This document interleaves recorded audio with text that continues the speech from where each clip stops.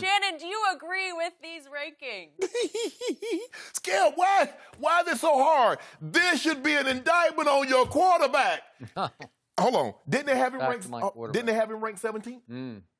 You say it's the most. You say it's the most valuable position. It's the most important position in all of pro sports. Who you say? You mean the Athletic? No.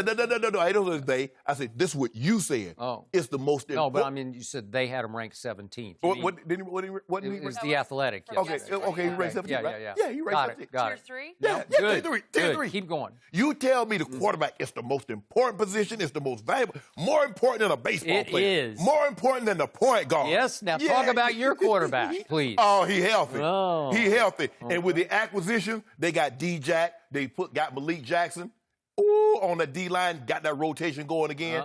Jordan Howard, signed Miles Sanders, drafted Miles Sanders, great running back. Well, I don't know if he's great, but Penn State. Nice little one. See. Because remember when they went to and won the Super Bowl, they had a great 1-2 punch. Jay Ajayi and LeGarrette Blount to win a Bago. So now they're going to get back to that.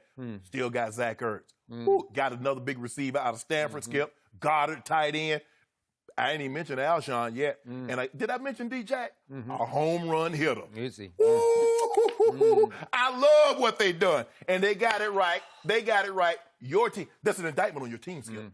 This is an indictment on your team. Because let me ask you one simple question, and I don't want to take any more time. I want to ask you one simple question. If Aaron Rodgers was the quarterback of the Cowboys, with that offensive line, with Zeke Elliott, with Amari Cooper, we'd be in big trouble with him. Where do you think you they mean would the most overrated quarterback? Stop doing that, Skip. All I'm saying is that every time your guy comes, why everybody sit here? Coaches and GMs, they always say this. That team Zeke. That team Zeke. The players come out here that played against both of them. Zeke and that. It's Zeke. Well, why is your head so hard? Is it my turn? It's your turn. You know, I must say, I love this. I don't like it. I love it. Because I say, fly, Eagles, fly.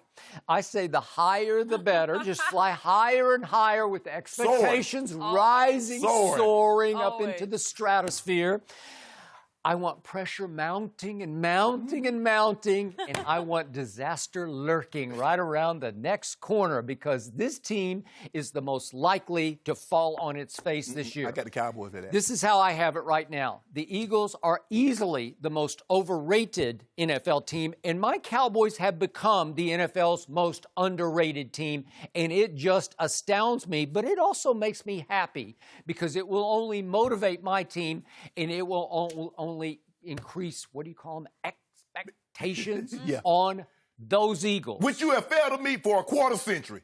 I think we've won the division to the last year. So let me get this straight. I want to get this all in my head because maybe it gets cloudy for me, but I think, if memory serves, that my Cowboys beat the Eagles twice last year. Is that right? You did, I think Skip. that happened. I remember that. And I think that my Cowboys get their all-pro center, Travis Frederick, back this year, and I think Jason Witten has come back, but maybe I missed that. I don't know. So now Jason Witten and Travis Kelce. I'm pretty sure we added Randall Cobb, so we upgraded in the slot over Measley. You love Measley Beasley. Okay, and I'm pretty sure that Dak Prescott just got a whole offseason with an Amari Cooper that he's going to get for all 16 games instead of just the final 8 games, in which my team and my quarterback went 7-1, and my quarterback had 13 touchdowns to only 3 interceptions because he finally had a number one go-to receiver that he trusted and had real rapport with for the first time ever.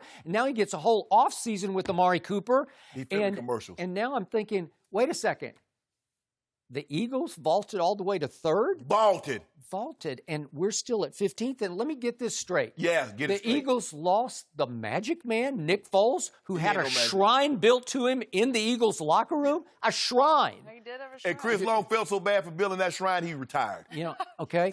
And so that leaves your guy, Carson Wentz, working for the first time without a net. There's no magic man to save him at the end of the year, as we've seen the last 2 years. He Nick Walinda. We don't use it when we on the high wire. I don't know. We walk the Grand Canyon without a wire, Jenny. Do you realize what can happen if you slip? We don't think about that. And do you realize that your man just signed a new deal that gave him the most guaranteed money in all of the NFL? $108 million guaranteed. You want to talk about expectations? And you know what they factored in, Skip? They mentioned it in the article, didn't it? Wow. All the distractions of the contract. Let me tell you why they put him at 17th. You know why? Because there are two things weighing them down. 15. Okay, don't discount it. Yeah. Your quarterback was 17. There are two things weighing you guys down, Skip Bayless, and that's what it is. Your head coach and your quarterback. Your head coach and your quarterback is pulling you down, Skip Bayless. I wish that's the anchor. That's like you like to say, the Albert. So I'll give you Jordan Howard. He's pretty good. Is he going to change life in Philadelphia? We don't need to change life. I don't know. My man, Deshaun Jackson, has he ever been a Cowboy killer? Help me out.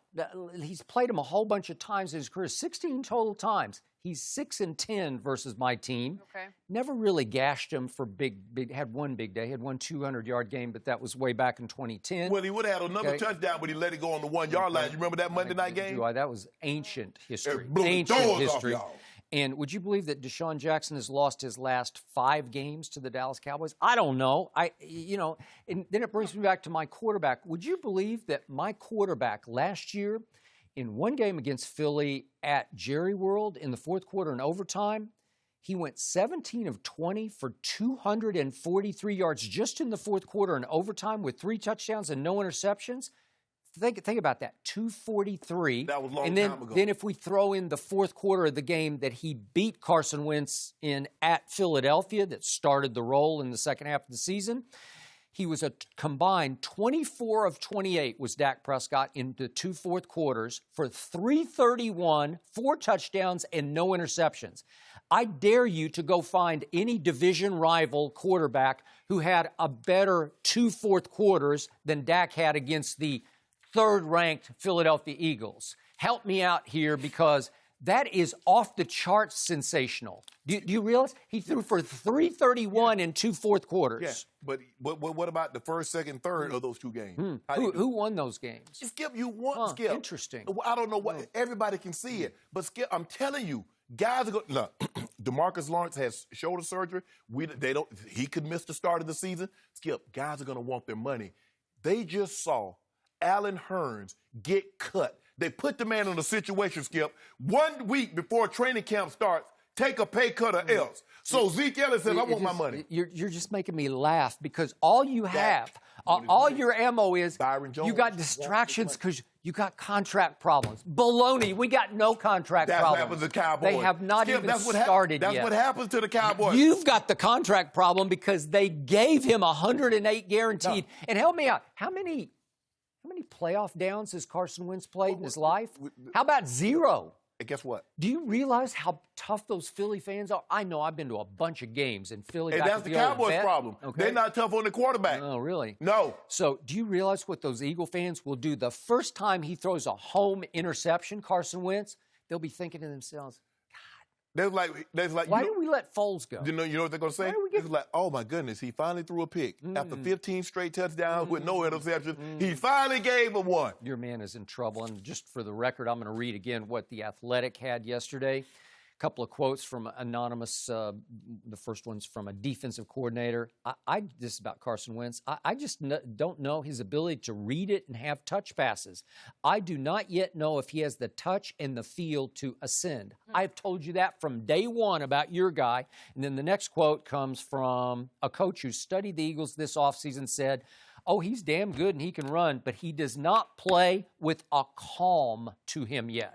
I keep telling you, deer in headlights. And now he's expected to lift that team up to 3rd in the league. No, really? He expected to lift him to number 1. Okay, number 1 in the league. Starting at 3rd. Yep. Hold on, Skip. But some of those same execs said the same thing about your quarterback. Inaccuracy. One said about the guy who set the all-time record for the first 3 years of his career. All-time record of 66% accuracy. Yeah, what about all those big throws that he missed? Remember he shot Amari Cooper, had wide open.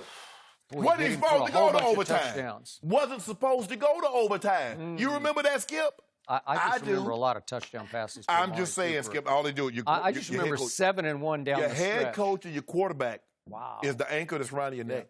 Shannon, you're in trouble. I'm in trouble. I'm just here to tell. I'm going to tell you this, and it's going to start happening Monday after Monday after Monday come September. That old big North Dakotan. Yeah. Ah, Skip. Yeah. That old big North Dakotan. You know what? Big red. He should be playing linebacker instead of quarterback. No, if they start him at linebacker, I'd be a little nervous. I know you're not talking. You know? Huh? The guy just better than your guy. That's all it is. Skip. It's okay. It's okay. You got trouble. It's okay. I don't mind being the underdog. I love Skip. this Learning because my team is quickly. going to be mission. Here we go. Something to prove. Mission they on a mission possible. to get that money. Dak says, pay me. Yeah, that's all you you heard got. what Dak said. Okay. Zeke wants his money. Amari wants his money. Byron Jones wants money. Thank you for watching. You can subscribe here to get the latest from the show, and be sure to check out more of the best clips from Undisputed, or go watch a few other segments from our other shows on FS1.